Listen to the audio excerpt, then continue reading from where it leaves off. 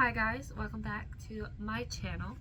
I'm going to tell you about the 10 books that I read in November. And so the first book I read was Touch of Ruin, and I rated this one 4 stars. So this one is the sequel to the Hades and Persephone retelling that I read last month. So if you want to watch my review, go ahead and watch last month's video. So this one's the sequel. So I liked the continuation of Hades and Persephone's stories and how they both grow throughout this book. To me, at times I felt like they were just being really stupid because they weren't communicating with each other, and if they had just communicated with each other, a lot of the problems in this book would have been easily solved, or they wouldn't be problems at all if they just talked to each other. And I know that's like really hard in a relationship just to communicate with each other, but it's like, come on guys, you're just being really stupid. If you just talk to each other, there wouldn't have been problems, there wouldn't have been bargains made. If you had just talked to each other or told the other one what was going on, a lot of the problems in this book would have been solved. So yeah, that's one of my issues, if they just talked and it's like, just stop being stupid. So that was really annoying. A couple of the subplots in the book were woven in, but were easily solved by the end, or forgotten about, or rushedly solved. There were good sex scenes throughout the book, but I wish there was more. Maybe not like in the first chapter, because that's what happens in this book. The plot, when it wasn't them not communicating with each other, it was good and interesting, and it was easy to follow to know what was going to happen next. I will be reading the third book. I'm going to talk about that later. In the series, the third book is just in Persephone's perspective. I need to know what's going to happen next. I wanted to know what was going to happen next. And I wanted more sex scenes between them when I read this book. The second book I read was Prince of Glass and Midnight, and I rated that one 3.75 stars. So Prince August must go back to his childhood town to investigate townsfolk losing their memories and reconcile with his childhood friend Ella after not talking to her for years. I read the other two books based off the princes, so it was Prince Philip and Prince Eric's, and I really liked those ones, so I thought, I'm gonna really like this one. I was disappointed with this one. It's my least favorite. Just the plethora of different names getting thrown at you in this book was hard to keep track of and left me confused at times, which just kind of ruined my reading experience with this book. I do like the relationship between August and Ella and how we got to know them through letters before the story actually started. And I like how their relationship grows, especially after the ball. I liked some of the tiny twists that the author provided. They left me shocked and were very cute. And the whodunit in this book wasn't very surprising. If you know the story Cinderella, you kind of have a good idea of who the whodunit is. And I finished this book in less than a day. The third book I read was Girls Like Her, and I rated that one 5 stars. So Ruby Monroe is a 15-year-old girl who's being charged of murdering a local businessman, and then her social worker, Candace, is assigned to Ruby's case. And so can they work together to figure out what really happened that night, or is Ruby going to spend the rest of her life in prison? I really enjoyed this book. I finished it in around a day. I liked how the story was told through transcripts, ripped out pieces of paper, letters, and just like narrative storytelling just in general. I liked how all those different aspects told the story, because I've read books before that tried to do that and it didn't work well for me, but I thought this worked really well. It was really well done. The characters were wonderful, and their character arcs were great because we saw how they grew throughout the book, which I really love. And I really enjoyed the twist at the end, and it really worked well for me.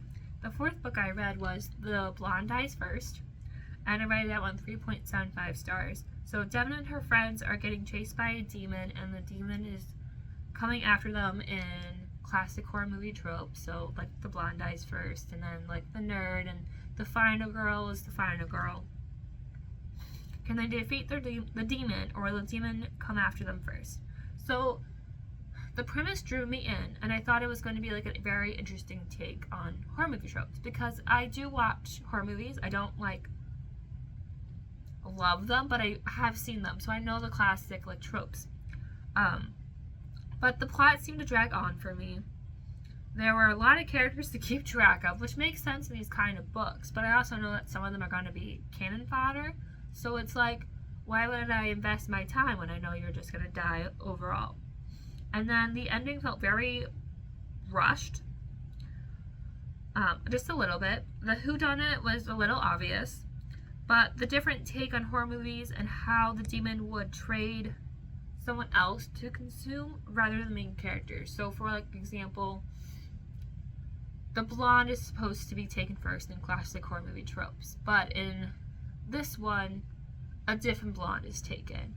Or, oh, we need a nerd. Okay, instead of one of the main characters, we're going to take this side character instead as the nerd one. So I liked how they did that. I thought that was very interesting.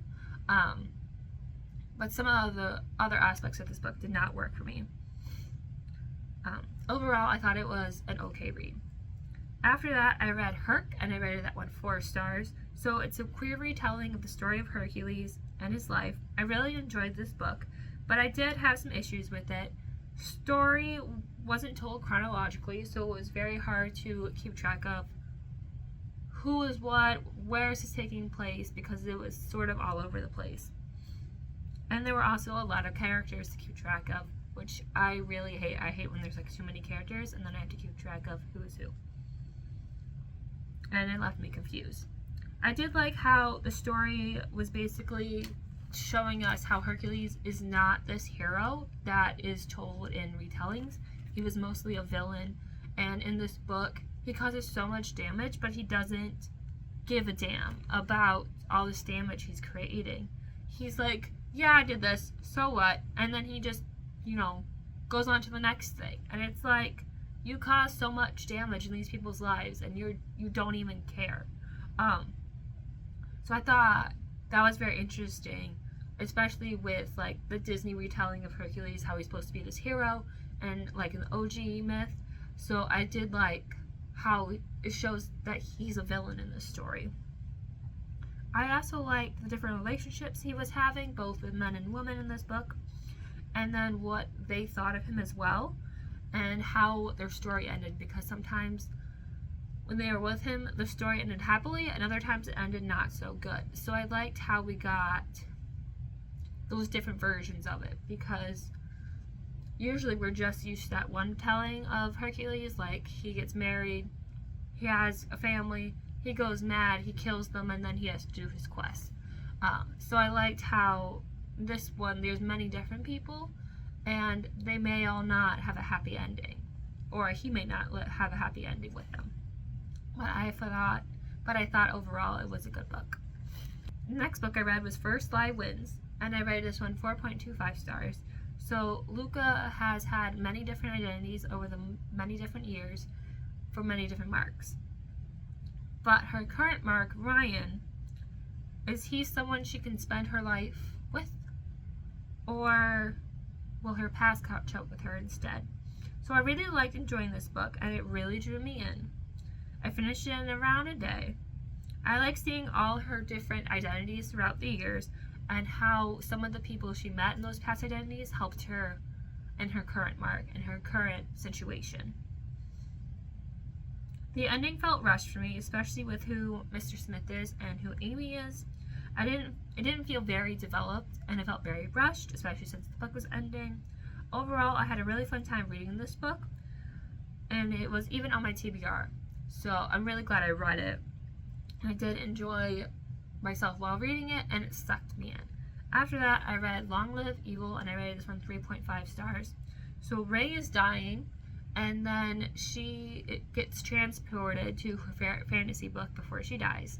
And instead of playing the heroine, she ends up playing the villainess, who, in the original book, dies pretty early on. So she has to figure out how to not die, because when she dies in the book, she dies in real life.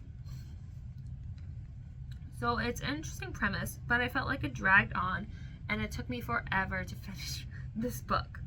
There were too many characters to keep track of, and then you had to remember who these characters were in like the book we're reading, and then who these characters are in the book that the characters are in.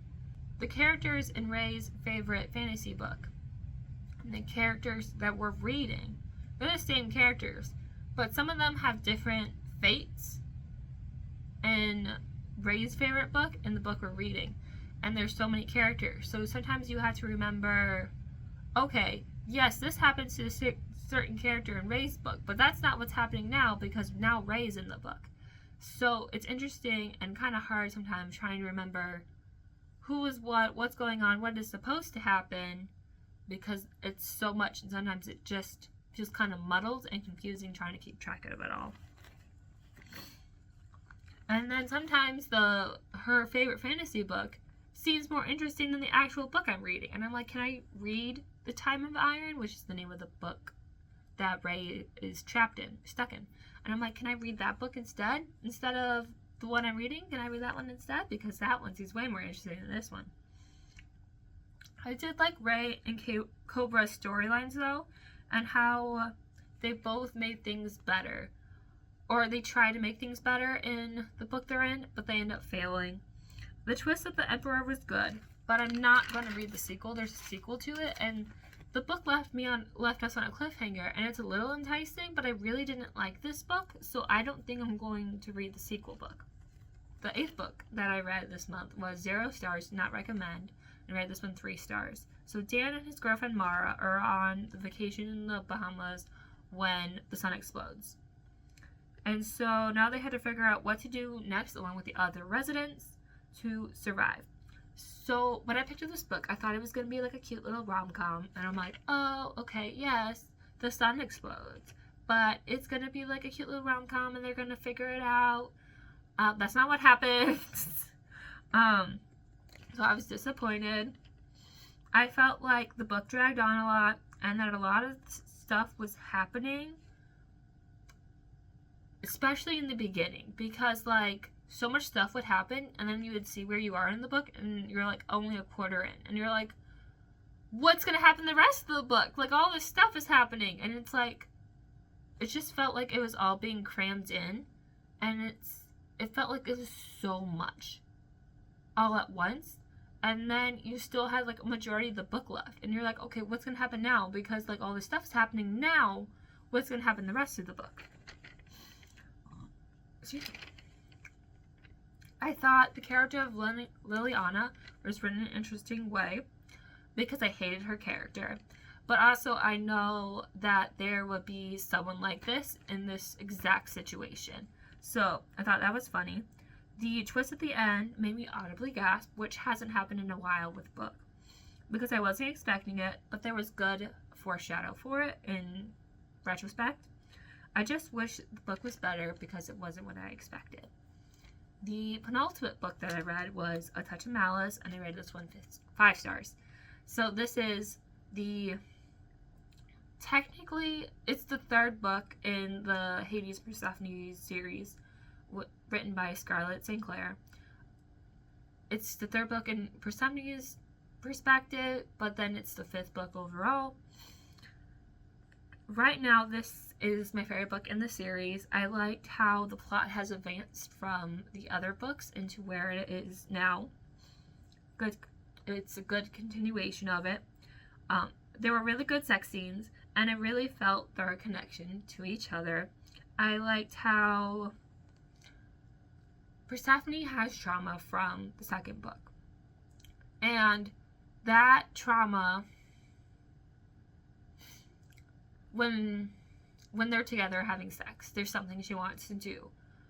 But the trauma, what happened to her, kind of prevents her from doing what she wants to do, one of her fantasies with Hades. So I liked how they slowly worked through that in this book to make her more safe, more comfortable with this fantasy that she has, while she's still dealing with the trauma with what happened to her in the 2nd book. So I thought that was really well done. Yes, it's something she wants to do, but she's slowly working through her trauma and when she doesn't feel comfortable, she lets Hades know and they work through it. So I thought that was really well done. The cliffhanger at the end I did not see coming, and it made me really excited for the fourth one, which is going to get up to, because I wanted to know what was going to happen next. And then afterwards, the last book I read was A Touch of Chaos, and I rated this one 4.25 stars. So this is like the last book in the Hades and Persephone's retelling, written by Scarlett St. Clair. So this book starts off where the last one ended, with a cliffhanger, and I finished this book in little more than a day, and it was almost 600 pages, so it was really good. I enjoyed the sex scenes in this book, and the atmosphere of this book was totally different from the other ones, because this one is more war orientated because of everything that's happened in other ones, so it made sense why this one is where it's at. The 4 different POV changes were surprising, since I mostly was used to Persephone's. Hades had like a couple chapters in A Touch of Malice, but other than that, I was just used to Persephone's, and this one has 4 different perspectives, and so I'm glad it's just stuck with 4 perspectives rather than 4, 5, 6 perspectives. So I liked it. It was just 4. We got to figure out what was going on with these characters. I thought it was well done. I really, really hated Theseus in this book, and I'm glad he got his just desserts. I just wish his just desserts were dragged on a little more, because I just wanted him to hurt more. Along with that, I wish Cronus's demise was a little dragged on too, because I just felt that was kind of rushed too. So I felt those deaths should have been dragged on a little more because of what they did, especially Theseus. I hate Theseus in this book. But I wish their demise had been dragged on a little more, because I just wanted them, especially Theseus, to feel the pain he caused on others. But overall, I did really enjoy myself for reading this. I'm actually going to go back and read the books in between with Hades' perspective. So, because I'm not ready to give up these characters, and that technically was the last book, but I wanted to read more because I really like the sex scenes, I really like these characters. I'm not ready to give them up yet. So those are the 10 books that I read in November.